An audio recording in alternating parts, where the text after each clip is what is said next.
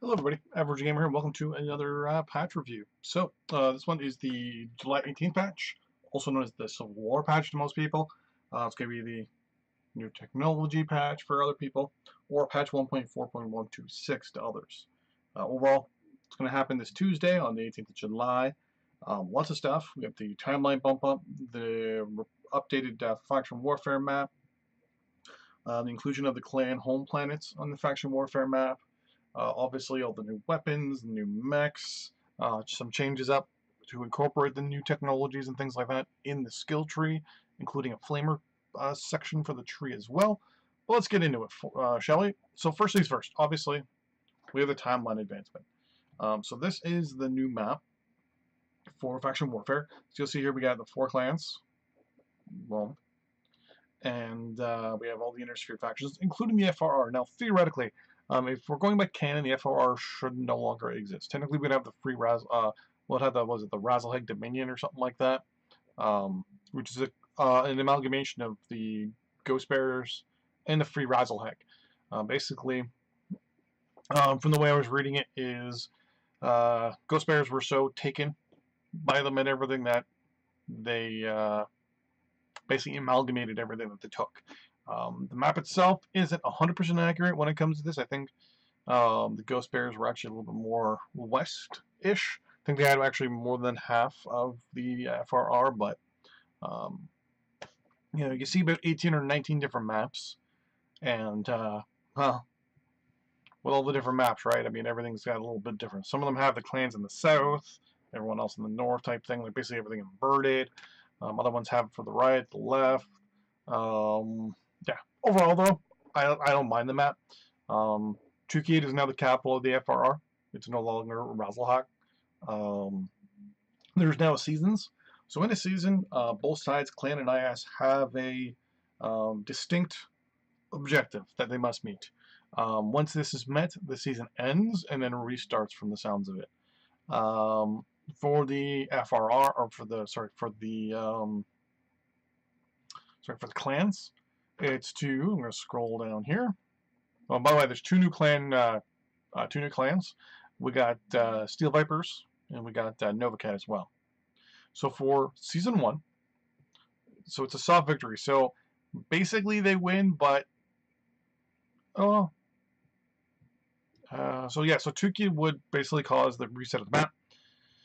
While any just changes to the map layout at the end of the season to be determined, seasons does bring a distinct set of conditions under which the clans and Airsphere can achieve respective victories for their side. However, we would like to highlight that some aspects of the conditions of the season may be subject to adjustments if deemed more conducive for a better faction play experience as the season develops. Basically, as the clans, you have to capture and hold and have all the areas around it. Luthien, Tharkad, Artreus, Cyan, and New Avalon. Tukian does not count, mainly because it's surrounded almost by the clans at this point, so no big deal there. Overall, it doesn't explain if there would be a reset if all this occurs. Like, say they capture and hold them for 24 hours, if there's a reset, or if they just go capture, hold it, and then there's still a minimum time. Like, there's still going to be like a minimum or maximum time type thing. Who knows? Here we go. So as a reward, they'll receive additional rewards if they do it.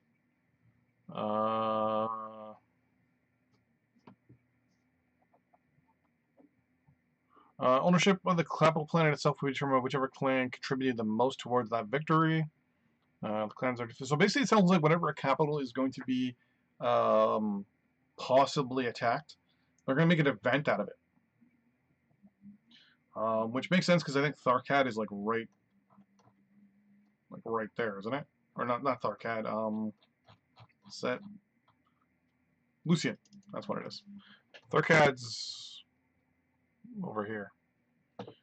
So I mean, most are kind of within. Well, I mean, they're probably gonna have the first event. It's gonna be a creative-based event, probably.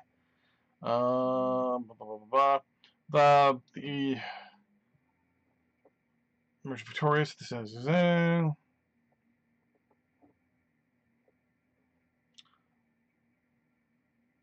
So basically they can capture them, but then they can re-lose them again. So we'll have to see how that works out. And there'll be special events running. For the inner sphere, obviously it's a counter invasion. Basically you push them out of the inner sphere, and then on top of that, we invade where the clans are. Still doesn't say if there's going to be a set, if it's a set goal or not. It's kind of strange how it's like there's no set invasion, like set goal. 3, 4, 5, 6. So there's actually 6 invasion corridors, which basically open up whatever that is. To then go there. I'm gonna look to see what that is. I'm gonna assume that's something with lore, and I don't know what that is, and I'm gonna have to look that up. But yeah, we have the technology update. So here is obviously the good information. So we got light machine guns, heavy machine guns, and regular machine guns now. Regular machine guns have been tweaked a little bit to bring them in line with heavy and light machine guns a little bit. Overall, here's the stats. I'm not going to go over them because you can see them. I've also got videos where I tried them out prior to their slight tweaking. But as you can see here, basically, it's doing the heavy machine gun is basically almost 1.5 damage per second. The machine gun, the generic machine gun, is now 1 damage a second, and now the light machine gun is 0.7 seconds, 0.7 damage a second. So pretty much right now, efficiently, heavy machine guns or light machine guns are definitely worth a lot more now when it comes to damage, because you can sit back and put a couple thousand rounds into somebody, and theoretically, you can rack up the damage quite a lot with these machine guns. Because I think this was a lot less, if I'm not mistaken. I think they brought it up. Gauss rifles. Here's the information there. Slot 5, 12, 7, 15, 11, and 8. Obviously the Gauss right here is what we normally have. A couple things you need to know. Number 1, heavy Gauss. When you shoot it, reticle shakes. Basically just show just how much papa it has. The reason why is because it's the biggest weapon in the game. It does the most damage. Its range is not optimal, but it is 1,000 meters, which is on par with LRMs basically. One thing you also need to know is PPCs and Gauss are now linked together for heat, so you can't do Gauss PPC anymore. If you do, you get a little bit of ghost heat, which makes sense. Basically, they're trying to kind of counter the metas a little bit with the new system, which I like, because my plan was to do dual light Gauss, dual light PEEP on a couple mechs, and believe me, it was very, very entertaining, the damage we did. Inner Sphere is also getting LBXs, 20s, 5s, and 2s. Watch a lot of Inner Sphere mechs with at least 4 to 5, or 4 to 6 ballistic points. I can't think of any off the top of my head. Boating LBX 2s and LBX 5s. That'll be entertaining to watch. Mainly because of that right there. Cooldown's insane. It's basically just bah, bah, bah, bah, bah, bah, bah, bah. Inner Sphere, we're getting Ultra 2s, 10s, and 20s. Watch out for a lot of Ultra 20s are probably going to start showing up for the Inner Sphere. Dual Ultra 20s. Look out for dual Ultra 20 King Crabs. Probably an Ultra 20 Atlas here and there. Be careful. One other thing too is the heavy Gauss rifle is very easy to crit. Very, very easy to crit, mainly because of the amount of slots it takes up. So, sorry about that. Then we have the racks. In my eyes, the racks they're a very nice weapon. They do have their little quirks that they need to be kind of tweaked up a little bit. They have a bar that fills up.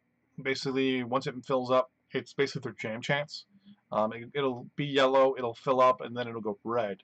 If your gun jams, it jams, and there you go. A couple things you need to know about racks and UACs now. They have changed the way the jam works. Jam chance is no longer jam chance. It's actually how long the jam is. They noticed that jam chance negatively impacted DPS, because basically you were just reducing the odds of it jamming, but it would still jam. So now instead of the whole thing of it, well, it's going to jam no matter what, so why don't we reduce the times that jams? And they notice that there's an uptick now in DPS for the rotaries and autocannons. ultra autocannons, which is pretty good. I'm excited for that. Inner sphere, ER mediums and smalls now, which is really good. So then we get those mediums and small issues, which is a little bit enhanced range, which I like. Obviously, we now have the three newer PPCs for the inner sphere: the light, the snub nose, and the heavy. Couple things you need to know. Number one, the heavy and the light, exact same stats almost. When it comes to range, snub nose is for pure in-your-face brawling. Look for a lot of quad snub nose PPC builds. Fire off two, pull back and cool down, maybe fire off another two. The heavy PPCs are they're high. I'm still trying to find a good purpose for them other than to sit back from far away and hit people with them. They can get out like dual heavy PPCs and that's it on a mech is very interesting, but it's not the most heat efficient. Light PPCs on the light though, or on a medium mech, oh my god. With a total amount of 3 tons and 2 slots. Look out for a lot of hunchbacks actually with PPCs and like Goss. Light Goss on or a heavy Goss even on a hunchback gridiron. Inner sphere also got streaks, 4s and 6s, no big deal there. MRMs as well. This is a missile system that I don't know about. I understand the purpose of them. They have no minimum range, but they do have a max range of 450 meters. They go and they explode. I'm trying to figure out whether they just replace SRMs or not. They come in larger launchers though, and they weigh a little bit more. So I don't know. It's one of these things where it's like, if I'm doing a medium range build, then yeah, I'll throw on, two MRM 10s or something like that. But it's definitely one of these things where it's like, I'm not too sure what I'm going to do. And by the way, for the record, MRM 40, is the biggest weapon in the game, technically. You do 2 MRM 40s and you're laughing, believe me. That's 80 points of damage to whatever you hit. Rocket launchers, same thing. One-shot deal, though. 10, 15, 20s. I found these are very good end game weapons. Where you hold the 2 15s or 2 20s or 3 10s or 2 10s or whatever in reserve on your mech until the very end, and then you basically find that that guy that's got 1 shot till he's dead, 2 shots till he's dead, and then you find that one spot and you run up close to him and ignore it and just let loose with all your rockets and kill the guy, and kind of help clean up the battlefield a little bit. Stealth armor I want to mention, you turn it on, it's, if I'm not mistaken, it's just on. I tried it once or twice and I don't remember if it turned off or not on me. There is a slow gradual heat increase on certain maps like Terra Firma, Tourmaline, the other one's keeping my brain off. But the thing is, though, is if you're running stealth armor on like a Raven, basically you're just like, okay, I'm going to be stealthy. I'm going to have my stealth armor turned on. And what I'm going to do is I'm actually going to run, find the guys, and use just a simple, LRM. Just like one weapon. And basically you can sit there and just shoot. Go cool off, turn the stealth armor off, pull away, use a cool shot. Not that I was trying to do that on the PTS. Even use a cool shot, use 2 large lasers, large lasers, and go to town. And it is effective, I'll tell you that. Now that you can also now see your friendlies when they run it, that makes it a lot more easier. But Inner Sphere, ECM, stealth armor mechs are now dangerous. Very, very, very, very, very, very dangerous. Here's the slot requirements. Light Pharaoh is now available for the Inner Sphere. Here's the information for that as well. Light Fusion engines. So here is the biggest in my eyes, the game changer. Light Fusion engine basically works between kind of like in between an XL and a standard. Standard, you have the survivability because it can take a lot of damage, and if you lose 2 torsos, no big deal. XL, you lose a torso, you're dead. Like fusion engines, on the other hand, you lose a torso, it works just like a clan engine, no big deal, but you do lose 20% of your heat, of your speed, no big deal, and you do lose 40% of your heat efficiency though. So it's still not as efficient as the Clan XL, but it's a good in my eyes mix between the three, between the Clan XL, Inner Sphere XL, and the Inner Sphere Standard. I'm really excited because I have a lot of assault mechs and heavy mechs that I'm putting these light fusion engines on that I currently have standard engines on. That's going to just shore up a ton of space. For example, my Black Knight that has the standard engine, I'm putting a lit fusion engine in the puppy, and I'm probably going to go around just obliterating people. We'll see how that goes. Targeting computers, same as Clan. 1 slot, 2, 3, 4, 5, 6, 7, 8, all the way up. Here is their overall impact on stuff. Couple things you need to know and make sure about.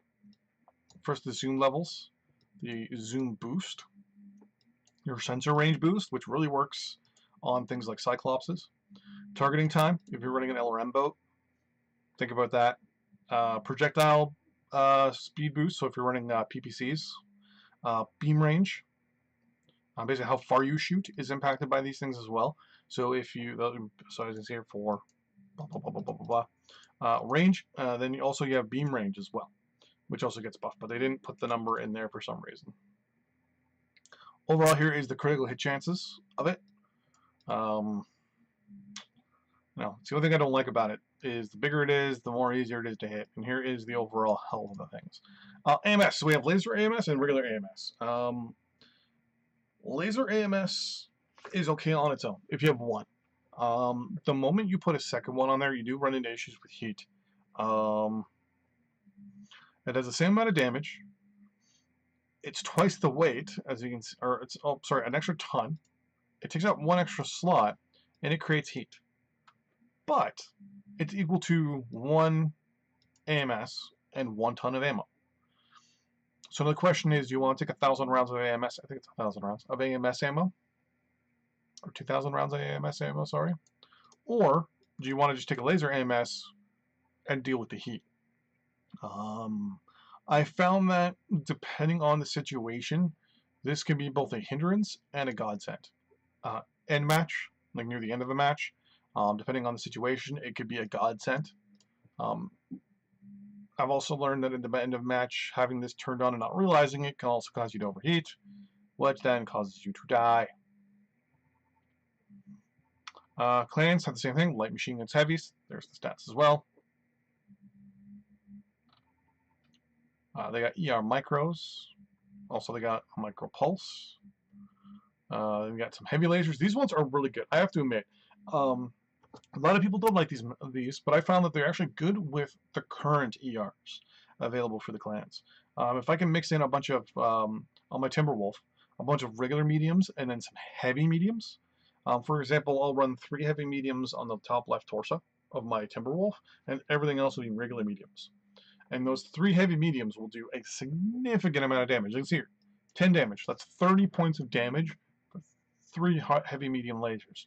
Then you have all the other medium lasers on the arms and around the cockpit, or the nose, we'll say. And they can really, really do some damage. Or even 3 heavy large lasers, or 2 heavy large lasers up on the top left-hand shoulder. Then a whole bunch of ER smalls, or even just regular ER mediums. Very effective, I found. Then we have light tag, which is just basically tag, just half the size. ATMs I found very good. I like them.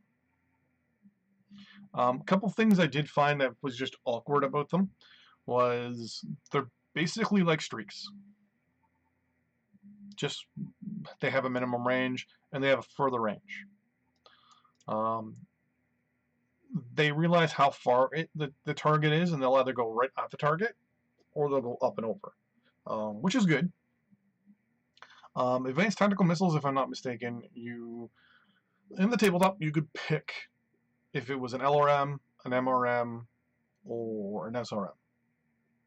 Now they kind of did a mixture of MRM, LRM, which is good. I think this kind of, they've got the streaks and they've got the SRMs, but they really needed a good. We needed a good medium range missile, something that could still do damage at medium ranges and doesn't overlap and can overlap maybe with some LRMs, because I don't sometimes want to take LRM 5s, but I wouldn't mind taking something a little smaller, like if there was an an LRM 2, just something to kind of pop out missiles there, just so I can see where AMSs are, and I can see where the AMS fires, and I'll be like, okay, bad guys are over there.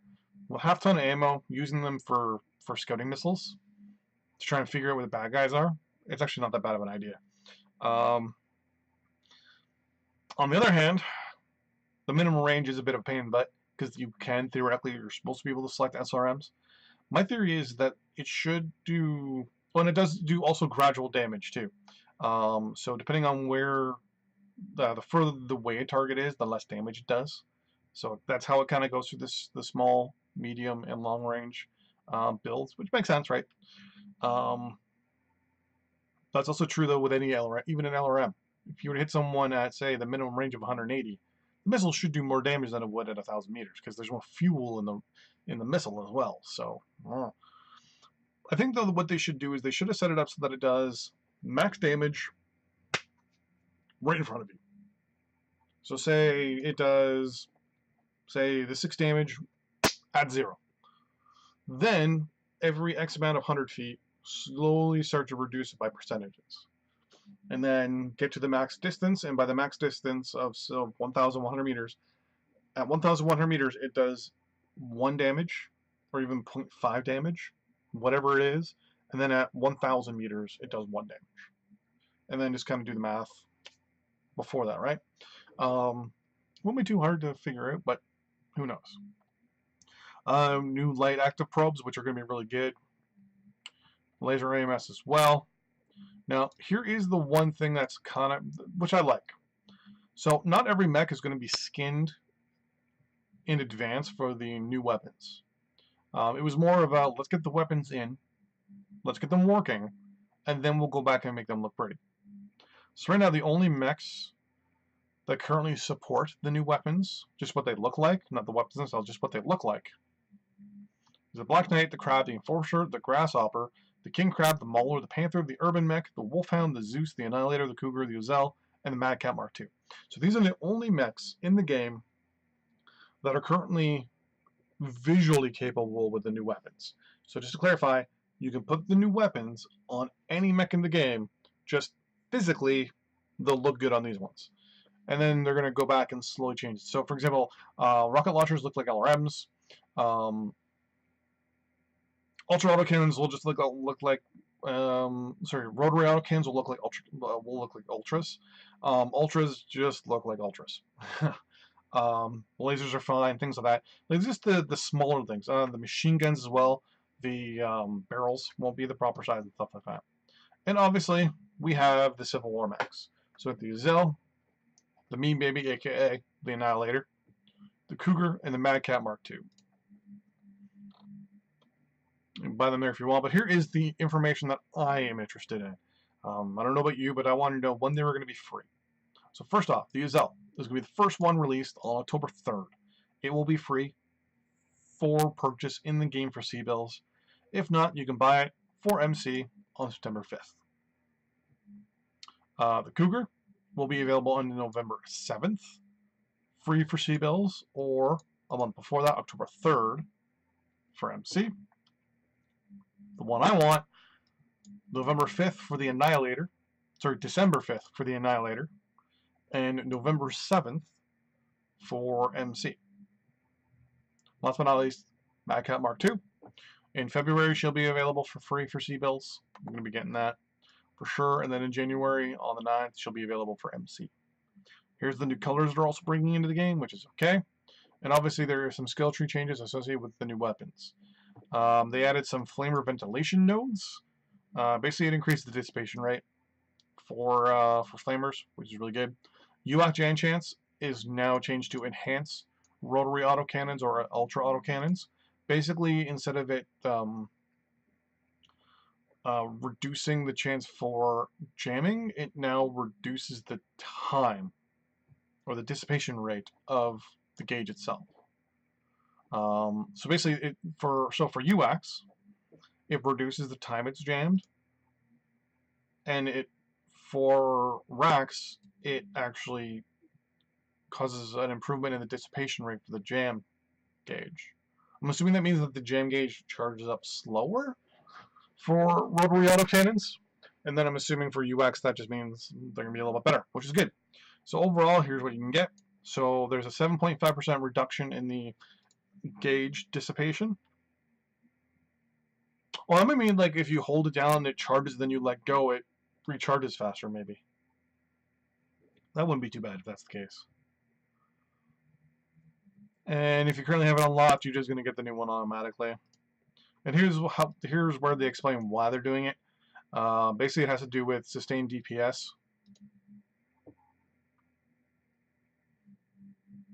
Basically, they noticed that it impacted upfront DPS. So basically, this is just a way for them to change the amount of damage per second these weapons can do. Reduction in jam duration rather than jam chances, impacting upfront. So they don't want to impact the amount of DPS the weapon does. So basically, they modified it so that the jams less. This isn't too bad. Oh, here's something right here. They added the new missile systems to the rack nodes and capacity. No big deal. Oh, increased gas charges. They reduced it. So it used to be 0.75, or basically almost a extra second. They've now reduced it a lot. Yeah, it's going to hurt a little bit. They've reduced the efficiency of AMS overload. I don't know anyone that took it. Sorry, sensors. The enhanced ECM is now being changed to the enhanced ECM systems because of stealth armor. Basically, enhanced ECM nodes have been expanded to include the functionality of the new inner sphere stealth armor. In addition to the existing boost for ECM, these nodes will also reduce the cooldown duration before stealth armor can be reactivated. So there's usually a 10-second delay before it recharges and you can turn it back on again. I'm going to assume that I'm going to be putting that on a lot of my mechs. My Griffin, my Raven, maybe my Awesome, or my Atlas. We'll see.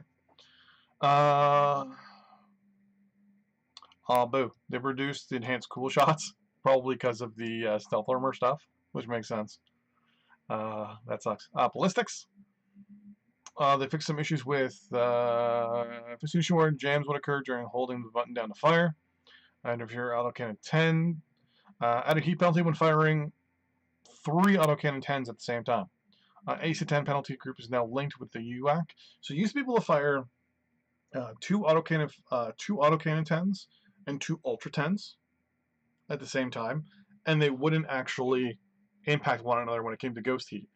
Now, if you do ultras and autocannons, 2s, 5s, 10s, and 20s, they now impact one another. Machine guns, they've obviously increased the amount of damage that they do for both. They basically have kind of standardized it a little bit, which is pretty good because machine guns are just machine guns. Gauss rifles, as I mentioned earlier, are now linked to PPCs when it comes to heat. No problem to me. I run dual Gauss, dual peep, dual Gauss, single peep, dual Gauss, single of each one. I don't mind. It's basically just, I'm just trying to fight the meta. They've made some changes to the inner sphere small laser. No big deal there. Inner sphere small pulse as well has gotten some heat reductions as well. Overall, they now do. The small laser does more damage, less heat. Small pulse for the inner sphere cools down quicker, less heat. The clan small pulse, same thing. Less heat, more cooldown. Sorry, less cooldown, less heat. They explain why they made the change here as well. I'm not going to get into all that. Clan ER small. A lot of these are basically to kind of fix up the energy slots because now we have heavies, lights, micros, and ERs and all that stuff. Clan ER, they increased the heat for the small. They increased the cooldown and also increased the range though. I think that's fine. A lot of people will complain that, now my 6 medium pulse, 6 flamer, or 6 small pulse, 6 flamer is not going to work. Well, that's your own fault. Stop watching the beef. Be more inventive on your own. Clan ER mediums. Increased heat. Increased cooldown. Increased range. And increased max range as well. So they do, or no, they decrease the optimum range, sorry. So they do 5 meters less, but because now you have the heavies, it's pretty awesome now. And also they realized that, ER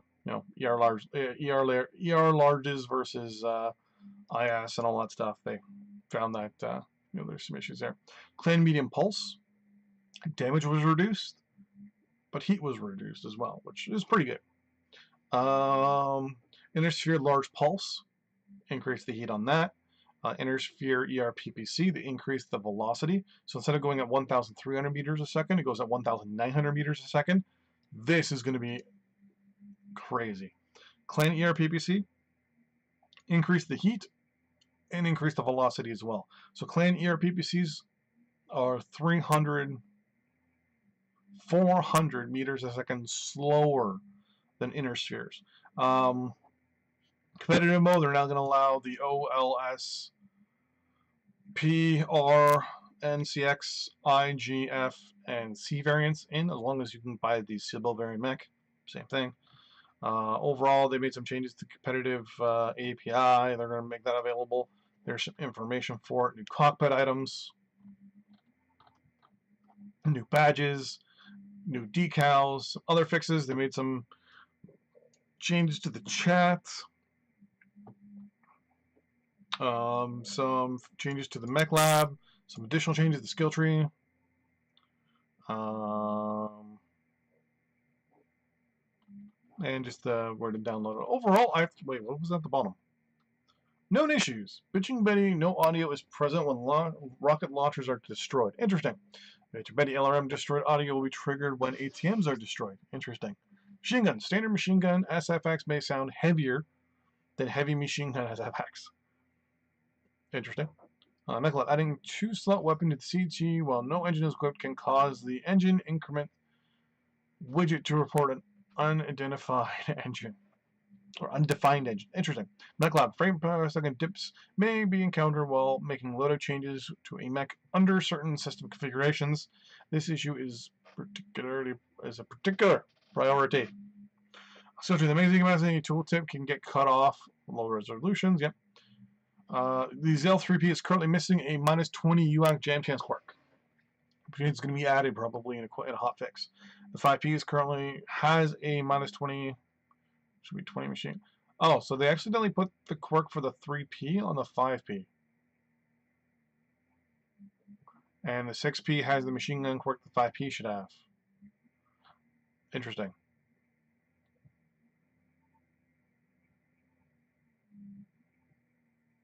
And then the Zeus has some issues with geometry when it comes to the rack 2s and 5s. So yeah, so that is the patch. I wanted to do this a little quicker than normal, but I mean, to be honest with you, there is a lot of stuff to go over in this thing. Overall, I'm excited for it. Obviously, timeline bump, the new weapons. I'm gonna have rotary autocannons on so many mechs. Heat might be a bit of an issue with them. We'll have to see. But until then, I'll see you guys on the battlefield.